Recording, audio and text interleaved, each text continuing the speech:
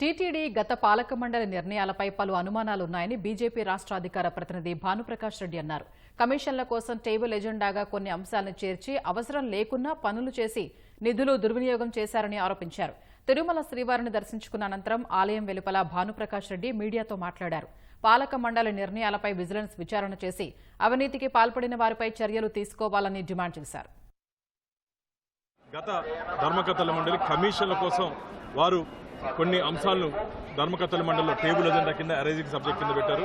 నేను మీ ద్వారా ఒకటి ప్రశ్నిస్తున్నా, కొందరు ధర్మకర్తల మండలి సభ్యులకి అసలు ఏం జరిగిందో కూడా తెలియదండి. నేను మాట్లాడితే ధర్మకర్తల మండలిలో ఎప్పుడు వచ్చిన సబ్జెక్టు ఎప్పుడు పోయిందో కూడా తెలియలేదంటే ముందు చెప్తే ఎక్కడ మీడియా మిత్రులకి మిగతా శ్రీవారి భక్తులకు లీక్ అవుతుందని చెప్పి భయపడి మీరు భయపడ్డారు కాబట్టి దాంట్లో ఏదో దాపరికాలు ఉంది, దాంట్లో ఏదో ఆదాయం ఉంది కాబట్టి మీరు అజెండాలో పొందుపరచకుండా టేబుల్ ఎజెండా కింద దాన్ని తీసుకురావడం జరిగింది. అందుకే మేము డిమాండ్ చేస్తున్నాం, గత ధర్మకర్తల మండలి 5 సంవత్సరాలు ఎవరెవరున్నారో అధ్యక్షులు, ధర్మకర్తల మండలి సభ్యుల మీద అందరి మీద విజిలెన్స్ వారు ఎంక్వైరీ చేయాలి.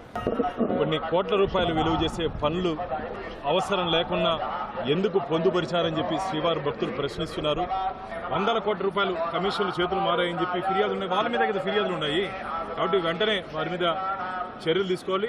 స్వామివారి ఖజానాకి కన్నం వేశారో, స్వామివారి ఖజానాని అడ్డదారులు దోచుకున్నారో వారందరి మీద మేము కూడా శాఖాపరమైన చర్యలు తీసుకునేందుకు మేము కూడా సిద్ధంగా ఉన్నాము.